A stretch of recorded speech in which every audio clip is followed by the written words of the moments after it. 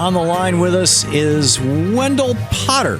Wendell Potter is a former health insurance executive. He's the author of Deadly Spin and Obamacare, What's in It for Me? And these are books, and is a regular contributor to the Huffington Post and healthinsurance.org. Wendell, welcome back to the program. Tom, thanks very much. Glad to be back. Great to have you with us. There's a bunch of stuff going on that has to do with healthcare that I wanted to get you on and talk with you about. The first is open enrollment has opened. The second is I had a call. Actually, let me start with the second, if I can. Sure. I had a caller earlier who said that he was watching C-SPAN this morning, and caller after caller after caller was calling in going, my Obamacare rates are going up and my deductibles are going up and I can't afford it anymore, so I'm going to pay the penalty and opt out. And I smelled a rat. I assumed either the caller to me or all those callers to C-SPAN were what, in the radio business you call program callers, people who are paid to call in and say things. Or is it true that, large numbers of people's Obamacare rates are going up and it's pissed them off and they're bailing out? I guess some people are probably pissed off because some rates have gone up. There's no doubt about that. But it varies across the country and market to market. And a lot of people will find that they can get coverage cheaper at a lower price than what they currently are paying.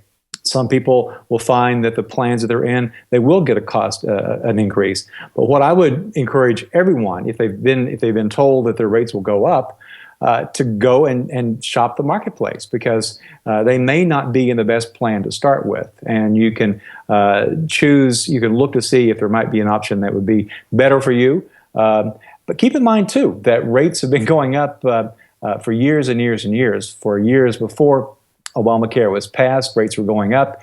And even when I was in the insurance industry back, and I left it in 2008, insurers were shifting more and more of the cost of care from them to individuals through high deductible plans. That was a strategy that the insurance industry started many years ago, and their long-term strategy is to move every one of us into a high deductible plan. So it really has nothing to do with Obamacare. It's a strategy that the insurance industry started a long time ago. It's just regrettable, in my view, that we have to deal with insurance companies at all, but that's just the way the world is right now. Well, there's three kind of health insurance worldviews in the political marketplace right now, to the best of my knowledge, and correct me if you know of some that I don't. You've got Senator Sanders, who's saying that we should go to Medicare for all, a national single-payer healthcare system. Everybody, we should just drop the eligibility age for Medicare to 0, and everybody can just, get Medicare.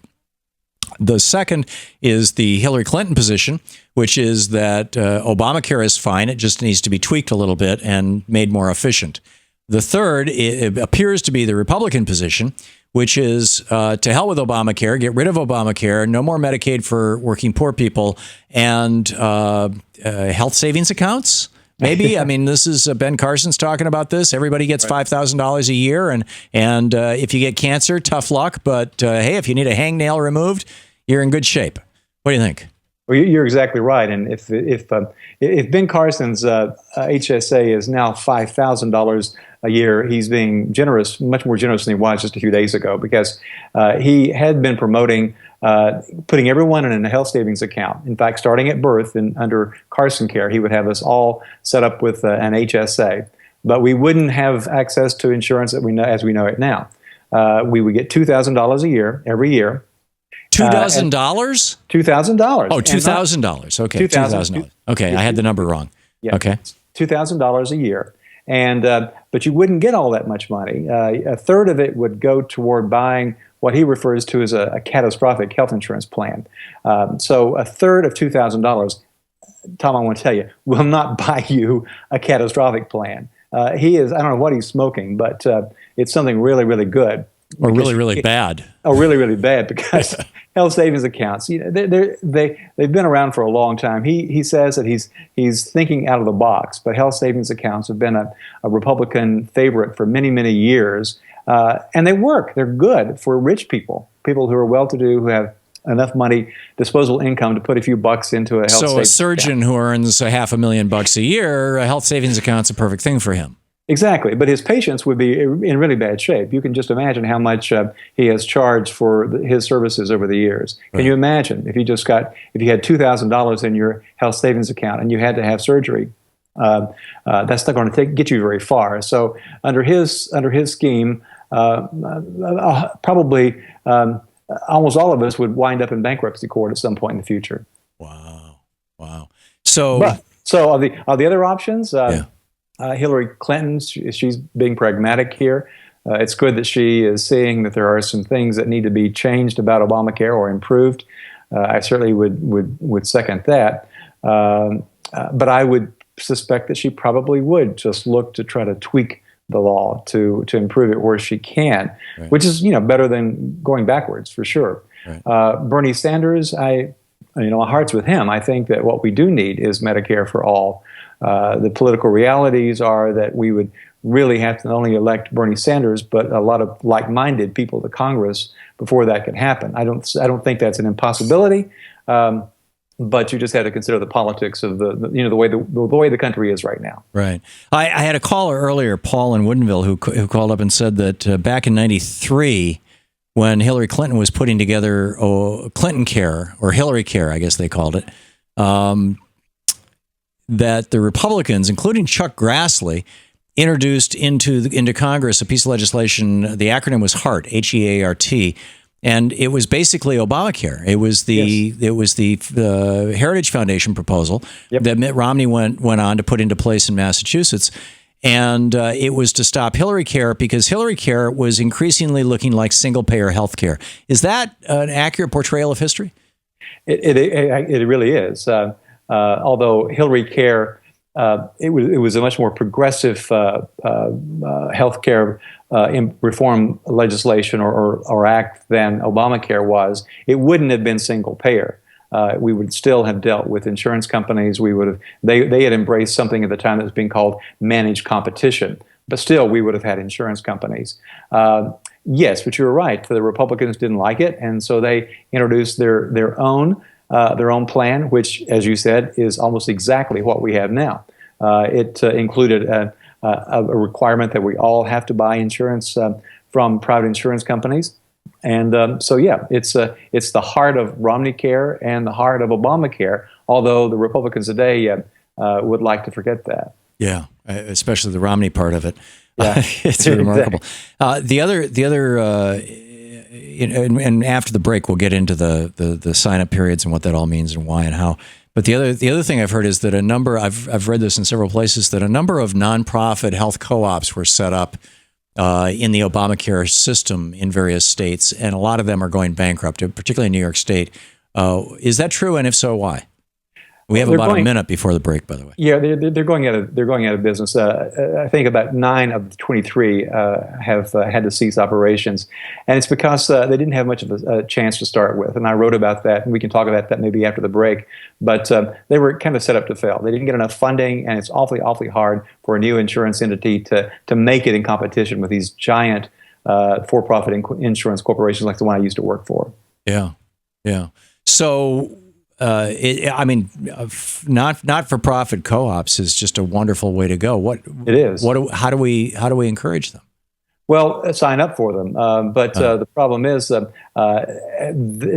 the big insurance companies have not been making money so far on the Obamacare plans because they're just now beginning to figure out what the marketplace is like. Is that why they're jacking up prices? Yeah, that's exactly right. But why is their stock going up so much? Because they can. Okay, because they've got monopoly power, essentially. Exactly. Okay, we're talking with Wendell Potter. We'll be right back.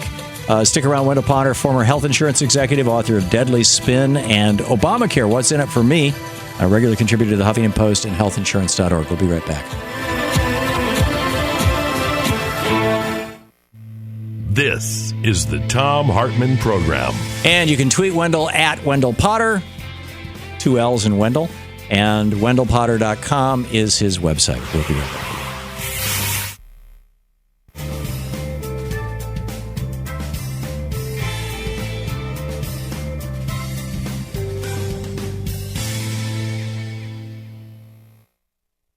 Wendell, welcome back. Let's pick up a couple phone calls here, if that's all right with you. Wendell? Yeah, I'm here. Yeah, okay. Zeta in Frewsburg, New York, watching us on Free Speech TV on the Dish Network. Am I saying that right? Is it Zeta? It is Zeta. And Actually, I was going to ask Wendell about the subject you've already talked about, but I'd like more information about the cooperative health insurance companies. I didn't even know they existed, and I'm so sorry to hear that they're failing. And I heard him say that they were set up to fail. Could you talk more about that, please? And thanks so much for taking my call. Sure. Well, thank you, Zeta. Yeah, thank you. Yes, and unfortunately, one of the co-ops in New York, or the co-op in New York, Health Republic, is going out of business and leaving about 200,000, more than 200,000 people having to get a new insurance company, enroll in a new insurance plan right away. So that's regrettable. What happened during the healthcare reform debate back in 2009? If you may remember, most Democrats were supporting something called the public option, which would have been a nonprofit health plan that would have been operated by the government and it would have competed with the private insurance companies. Would have been like Medicare. It would have been sort of like Medicare. Yeah. But the insurance industry, as you can imagine, didn't like that. So they set out to kill it. They worked on Republicans, but also Democrats, and they were able to eventually kill it off. But during the you may also remember that the Senate Finance Committee was very influential in the writing of Obamacare, and Max Baucus, who at the time was the chairman, had put together this so-called Gang of Six, 3 Republicans and 3 Democrats, and his idea was to try to get some kind of bipartisan legislation, which of course was a fool's errand, as it turned out. But one of the members of that committee, or that Gang of Six, Senator Kent Conrad of North Dakota, proposed as an alternative to the public option these co-ops. And so that's how we got them. There was funding initially in Obamacare, but it turned out to be the funding was changed to be loans. So there was several $billion set up to loan to these new entities. 23 of them were approved before Congress and the Obama administration closed the door and said, we'll have no more of them to start up. But Congress began to change the rules, and also the original rules said that they couldn't use any of the money that was loaned to them for marketing and advertising. So I'm not surprised they didn't know about them, because they had their hands tied behind their backs in that regard, and they just didn't have sufficient funding to start. The barriers to enter a health insurance market anywhere are very, very, very high. Unless you already are in the market and have significant enrollment, you're not going to be able to cut good deals with doctors and hospitals. So that's why I said the deck was largely stacked against them. There are some that may make it, but we've had several failures across the country. Yeah, I've had a conversation with a fellow from Chicago a couple of years back who represented a group of business people in Illinois who were putting together an exchange. Do you know anything about that one? An exchange or a co-op? Or excuse me, a co-op. Yeah. I don't know if that one went forward or not. There were 23 altogether that were approved, and I'm not sure about Illinois. Fascinating. Okay, we'll be back. Wendell Potter is with us. Wendell, former health insurance executive, author of Deadly Spin and Obamacare, What's in It for Me? Stick around. We'll be right back.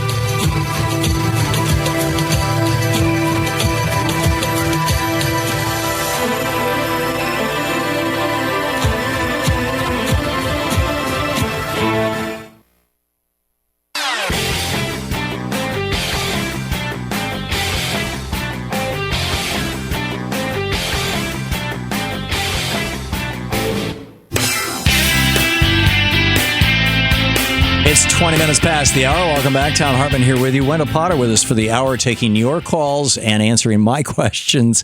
So back to the beginning, Wendell. The open enrollment period began on November 1st, if my recollection is correct, and runs until the end of January, if my recollection is correct? That's correct. Okay, tell that window of time. Okay, what is open enrollment? Why is it limited to 3 months? And what should people know and do about it? Well, open enrollment is a period of time, and if you get your coverage through the workplace, you're familiar with this. You have a defined period of time in which you can enroll in a health plan. And for Obamacare, for these insurance plans on the exchanges, as you noted, open enrollment started on the 1st of November, and will go through the end of January. You have until December the 15th to sign up for coverage that would begin on January the 1st. If you miss that date, then your coverage would start sometime after the 1st of the year. And if you wait until after January the 31st, you'll have to wait till next year to sign up, or at least November the 1st of 2016 for coverage that would start the 1st of 2017. So those are dates that people need to be mindful of. If you miss it and you're uninsured and you don't look, if you're not able to get coverage elsewhere, you'll be facing a penalty. Why do we have open enrollment anyway? The idea behind this is that people need to, at least the writers, the people who wrote the legislation, felt that if you didn't have a defined period of time, that people would just wait until they got sick before signing up for coverage. And of course, the insurance industry would have nothing to do with that. And for obviously good reasons. If people just waited until they got sick to enroll in coverage, then that would skew the risk pool. And we might talk about that. I don't want to get too deep into the weeds here, but that's the reason for the limited period of time. Okay. And this is basically just how it's always been, and this is how it will be, because this is what works for health insurance. Yeah. Is there a similar thing in Medicare? Does Medicare have an open enrollment period? Yeah, you do. People do have a certain period of time to sign up for Medicare. Certainly also for the Medicare pharmacy benefit, there's an open enrollment period. So you need to be mindful of that too. Now, as you turn 65 and become eligible, that's a different consideration. But every year and in particular, if you're looking to enroll in a Medicare Advantage plan, and keep in mind, those are the plans that are operated by private insurance companies. It's an alternative to traditional Medicare. My preference would be to stay in the traditional Medicare program, but we do have that option of enrolling in a Medicare Advantage plan operated by a private insurance company. And there are some advantages and some disadvantages to being in one of those plans. Yeah. This morning on MSNBC, Jose Diaz-Balart was interviewing John Barrasso, the senator from Wyoming. And in fact, let me just, do you have that clip real handy? Here, let me just play this for you. I'd love to get your feedback on this. Sure. In your Washington Times article, you say, and I'm going to quote, unless something dramatic happens, this may be the year of the health care law's collapse. Why this year? What are you basing that on? Well, the Department of Health and Human Services says they're only expecting about half as many people to be signed up as they had originally projected. So we're still talking about 30 million people without insurance in the United States, in spite of all the president's promises, and fewer people are signing up. Or the program, I played that and referred to Mr. Barrasso as probably imprudently as lying scum. But what's true and what's not true about what he just said?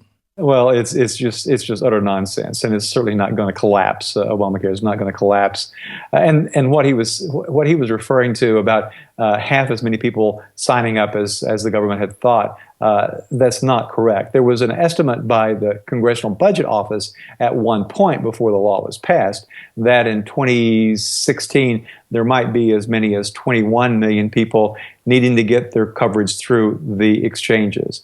But that's proven not to be the case. A lot of people, the economy's gotten better. More people are able to get coverage to the workplace. A lot of people are eligible for Medicaid in the states that have expanded Medicaid. So we've gotten many millions of people insured who otherwise would not have been insured. In fact, about 17 million people are covered now as a result of Obamacare than would have been the case if the law had never been passed. So it is a success, and he is. I think your description was pretty apt. He's fear-mongering. He's trying to get people worked up in his party who don't like Obamacare in the first place, and trying to, I guess, worry the rest of us that something bad might happen. But he is just it's just hyperbole. He's wrong.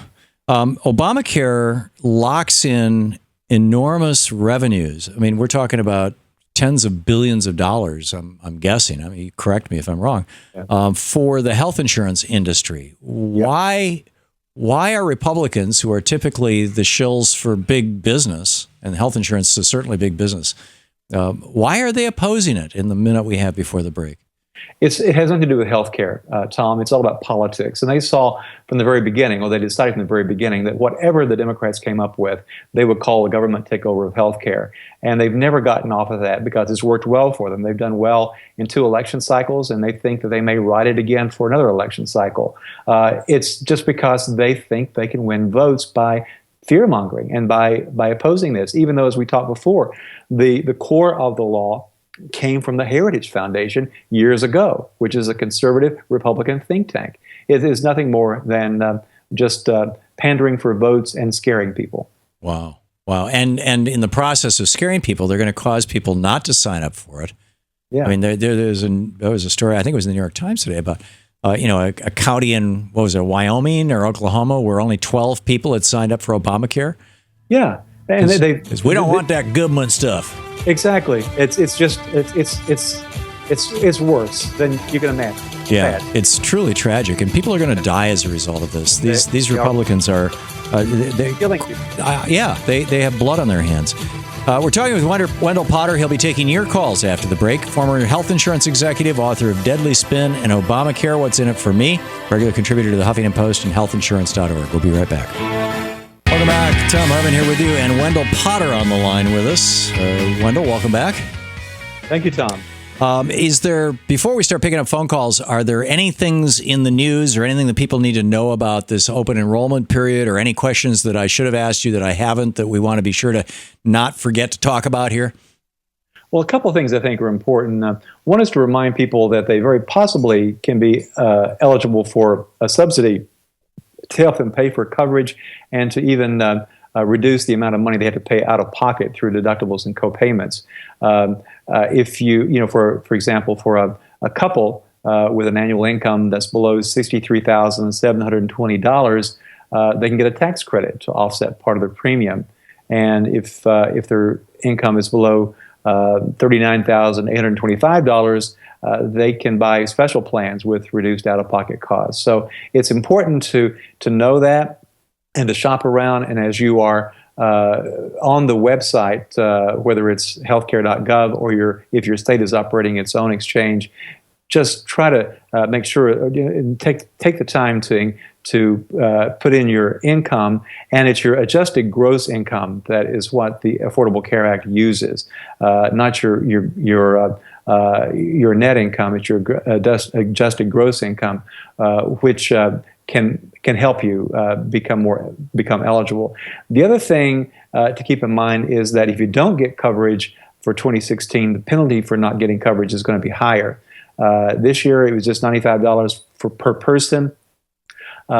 Next year, or 1% of the household income, or $95, whichever was higher. For 2016, it's going to go up. It'll be the higher of 2.5% of household income, or $695 per person. So it's significantly more expensive to stay uninsured next year. Wow! So if you're the Koch brothers, and it's 2% of your income, and you hate Obamacare, and your income is $1 billion. Yeah. Holy cow, that's serious money. That's right. Maybe they'll forget to sign up and we'll get some of their money. There you go. Okay, let's pick up some phone calls here. Kathy in Edna, Wyoming. Kathy, you're on the air with Wendell Potter. Thank you. Mr. Potter, I'd really love to understand this because I can't get my head around it. Healthcare insurance is so expensive for a family of 4, and I got these rates like over 16 years ago. For a family of 4, it costs $1,200 to $1,400 a month, and that was then. So I'm sure it's higher now. That is as much as my mortgage. I can't afford to own 2 homes, so how can I afford health care insurance to cover my family for a decent policy? Now, I did calculations. Car insurance and life insurance is just a minute fraction of our annual income, and it's reasonable. But health insurance is not reasonable. And why doesn't Congress bring them in and make them justify these extreme costs? Thank you. Good question. Yeah, thank you Thank you, Kathy, for a very good question. And it goes to the heart of the unique system that we have in this country. No other country provides coverage to healthcare or access to healthcare in the way that we do. They don't rely on insurance companies, private insurance companies, certainly not for-profit insurance companies to the extent that we do. Keep in mind that insurance companies are in this business to make money. That's their number one priority, and they are incredibly influential with members of Congress and also with whoever's in the White House. They've got enormous amounts of money to spend on lobbying and to influence elections through campaign contributions and by the use of dark money and super PACs. So they have enormous clout in Washington. The other thing is people in this country have been led to believe that we need to have them. We don't need to have them, but they have done such an incredibly good job of persuading us, including business leaders, that they are essential. That's why they're still around, despite the fact that you'd be hard-pressed to figure out what their, as they would say, their value proposition really is. They cannot control cost. And that is why the premiums keep going up year after year. Private health insurers just cannot, as they have been assuring us for many years, they cannot control healthcare costs. And and they want us to believe that the more of insurance companies and more health plans there are, the better off we are. But it's exactly the opposite. If we had a single-payer healthcare system, we would be able to control costs much, much better. Like the Medicare program. The Medicare program for Parts A and B sets the rates, and it doesn't matter. It's a single payer. The Medicare program is. Contrast that with multiple insurance companies, each trying to cut its own deal with hospitals and doctors. It's just a chaotic mess out there. And the fact is, they cannot control costs because none of them have the size, the heft in any individual market to make much of a dent in healthcare costs. So it's structural. By making the decision to go with a system that includes for-profit health insurance companies, we politically decided to basically screw consumers. Exactly right. That's exactly what we have done, and it's going to be hard to undo that. I think it's possible, but we really have to do something about money and politics first of all before that'll change. This is the original sin. Jeff in Port St. Lucie, Florida. Jeff, you're on the air with Wendell Potter. Wendell, thank you for your time, Tom. Great show. I wanted to piggyback a little bit actually what Kathy just said. I can give you a little bit of my family and where I am with my issue. My wife's a school teacher, and we were on her family plan 8 years ago, $252 for the family plan. The school system went sort of in this area is very strapped for cash, for lack of a better word. No longer contributed to help the family plan. My wife's still under that plan, but we had to go to the Affordable Care Act for me and my small 2 children. I'm in the silver plan and went from 2 years ago when the Affordable Care Act started from about the $350 number, $1,500 deductible point of purchase to an, I know you don't care for HMOs, but I had to go to an HMO at $378 under United, and that just went up 34%. Same plan for this year, the $506. Wow. Stephen J. Hemsley wants to buy a new house. Jeez. He's the CEO of United Healthcare and who's taken over $1 billion out of that company by denying people, health benefits. Wendell? Yeah, I would encourage you, as I said at the top of the show, to go on the website and see if you might find coverage. You may already have done that and found that there's not much that you can switch to. And then, of course, when you switch, that creates its own set of issues. You may not have the same doctors and hospitals in another plan that you have now that you want to keep. So it's a dilemma. I testified before Congress in 2009 that if they passed a law that did not include the public option, it might as well change the name of the law to the Health Insurance Industry Profit Protection and Enhancement Act. And it has been exactly that. It has further enriched Stephen Hemsley and the other CEOs of these big companies. Their stock price has been going through the roof. All of the big for-profit companies have seen their stock prices triple and in some cases quadruple since the law passed. You know, I've said many positive things about the law because it has brought people into coverage, but it has not made coverage affordable for a lot of people and a lot of people in the middle class. And that's where I think I've also said that the Affordable Care Act is just the end of the beginning of reform. We need to go much further, and that's why I think the ideas that Bernie Sanders have are the way to go. Right, and this was not intended to be a let's push Bernie Sanders. It's just that's a good idea. I mean, if we could get Hillary Clinton to adopt that idea, or for that matter, Marco Rubio, I mean, you know, we'd be all in favor of it, right? Yeah, exactly. Yeah, okay. Marcia, watching Free Speech TV in Englewood, Florida. Marcia, you're on the air with Wendell Potter. Hi, thank you for taking my call. The one thing I've just never been able to understand since Obamacare seems to work so well, where the states have accepted the Medicare expansion. Here in Florida, we have begged the governor, we petitioned the governor. He absolutely flat out refuses to accept, and we have nowhere to go. I mean, what do we do to get him to accept it? Mm. Yeah, I think you should work with maybe the hospitals and try to form a larger coalition of people in support of it.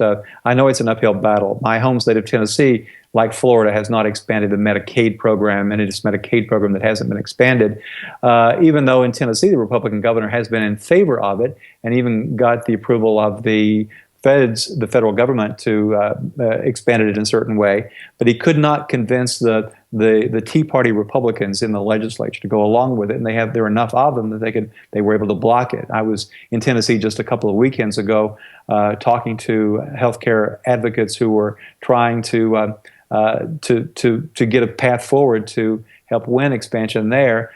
And what I was told is that a lot of the legislators, the Republican legislators, are terrified of the Koch brothers, and in particular, one of the organizations that they fund called Americans for Prosperity. So there you have it. Wow, amazing. The Koch brothers that Mika and Joe this morning were basically face kissing on TV. Exactly. We will be back with Wendell Potter in just a moment. Stick around.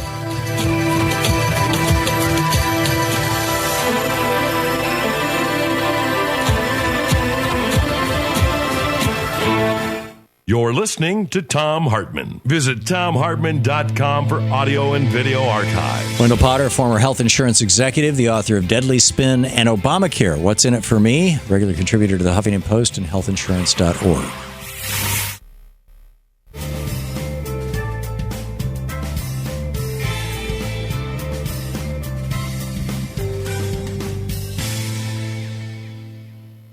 Welcome back. Elizabeth, watching Free Speech TV in Farming Hills, Michigan. You're on the air with Wendell Potter. Yeah, hi, Tom. Thanks for taking my call. And hello, Wendell. Thank you for doing what you're doing. I wanted to expand on the Medicare Advantage idea in the same way, it's my opinion anyway, in the same way that charter schools are slowly but surely draining money from the local funding mechanisms for public schools. I think Medicare Advantage is the same sort of setup in that the Medicare system takes a little bit from each person in order to fund the medical needs of the population. But when you sign up for a Medicare Advantage plan, doesn't all that money that would be in your Medicare policy sitting with the government being used at less than 3% administrative costs, doesn't that money all get transferred to the insurance company? Because now they've taken over all of your care, and in the same way leaves Medicare having to raise costs for the rest of the people remaining in the regular Medicare and Medigap plans. Can you talk about that, and isn't that the case? Yes, Elizabeth, thank you for that question. It's a very important question. And the reality is that, as you noted, more and more people are winding up in these plans. These companies advertise heavily, and about a third of Medicare enrollees now are in these plans, which is terrible thing in my view. But they were set up during the Bush administration, they existed before that, but during the Bush administration, they got a real boost by the government, through the government giving them, actually paying them bonuses to get in this program. So we've been paying them over years a lot of money to be in this program, and that money has come from the traditional program. So we've been really robbing the traditional Medicare program to pay these insurance companies. The Affordable Care Act does reduce those bonuses, but still they're making out like bandits. When did this start, Wendell? It started in the George W. Bush administration. Now, no, I mean, when Medicare itself was rolled out in the 60s by 67, wasn't it? 19, it was passed in 1965, and I think the first beneficiaries started in 66. Right. Yeah. Okay. So that started in 66. When did this? Oh, and by the way, you can buy private health insurance to supplement it. When did that happen? That came along fairly soon because the Part B, Part A, pardon me, has a feature in which you have to pay a deductible, and so the private insurance company started offering these Medicare supplement policies, which can be a good deal. They generally were not terribly expensive, and they helped you cover your out-of-pocket expenses.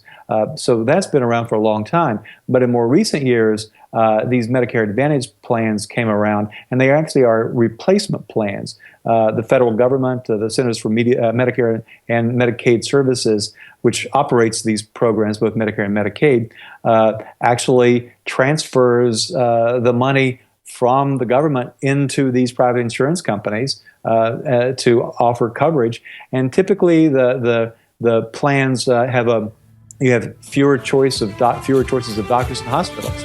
Amazing, amazing. Wendell Potter with us. We'll be right back with more of your questions for Wendell right after this.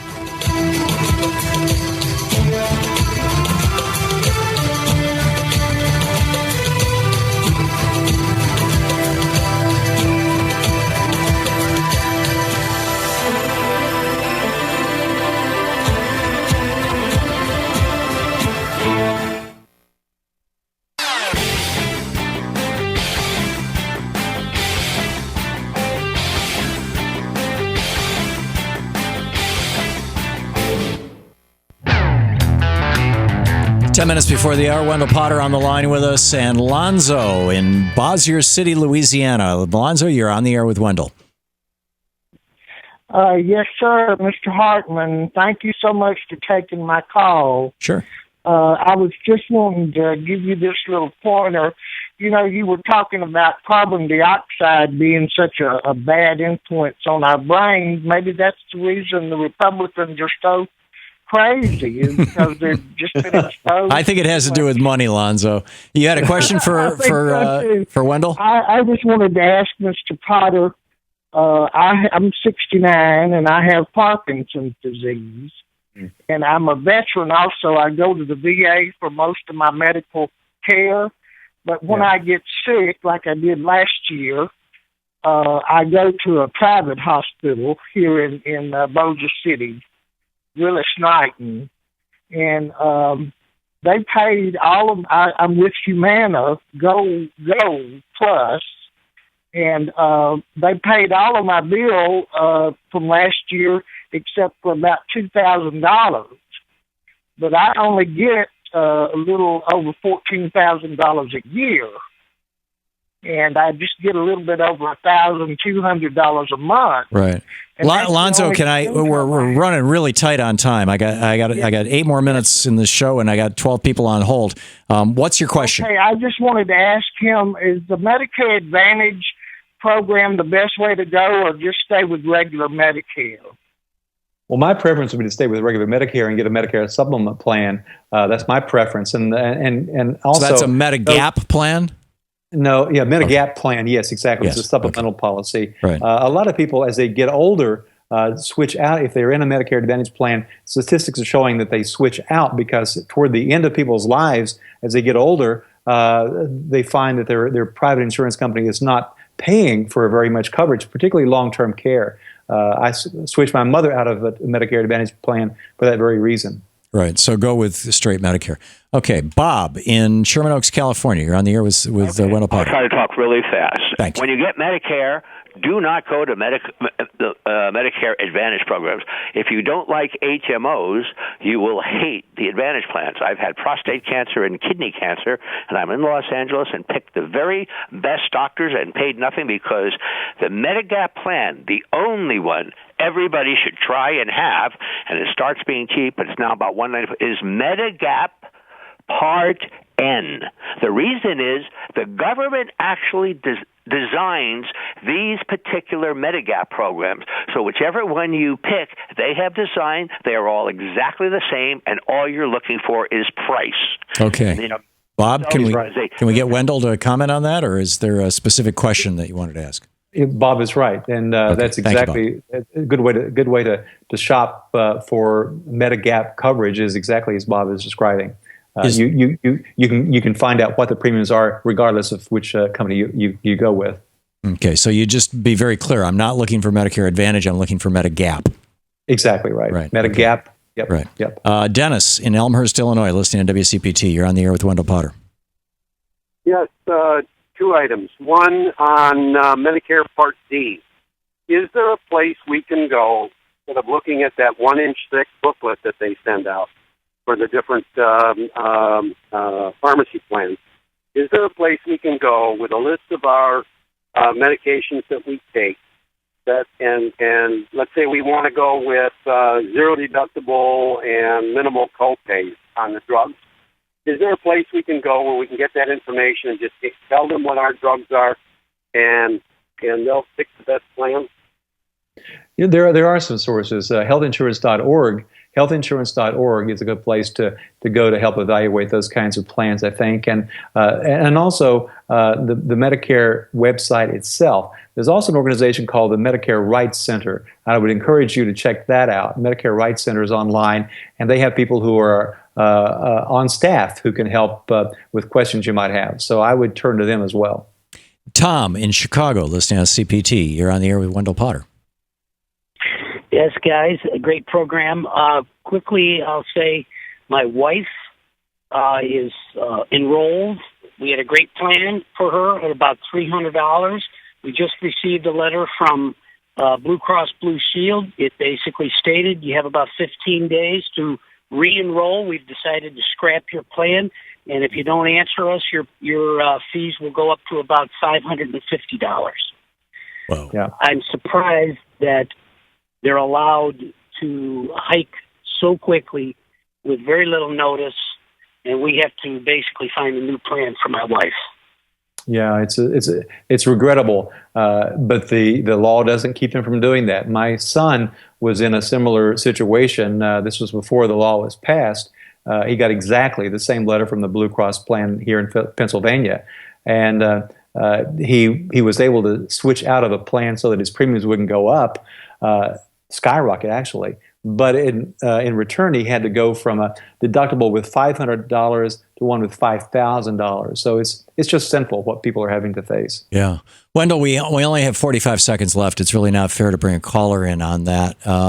Final thoughts on what people need to do in this open enrollment period that just started this week? Shop around. Be sure to go to the website, and if you're already enrolled in what website? Healthcare.gov or healthinsurance.gov is a place to go to for shopping and evaluating plans. But do that. Go to healthcare.gov in particular to shop around. Also, I mentioned earlier about big money in politics. It's something we've got to crack. My new book is called Nation on the Take: How Big Money Corrupts Democracy and What We Can Do About It. It's available to pre-order at bookstores and at Amazon. And cool. It comes out March the 1st. So we'll talk about that sometime, I hope. Yeah, had I known, I would have been plugging it at every break. Wendell Potter. Wendell, thank you so much for being with us. My pleasure, Tom. Thank you. Great talking with you. WendellPotter.com. Tweet at Wendell Potter, 2 L's in Wendell. And thanks again, Wendell.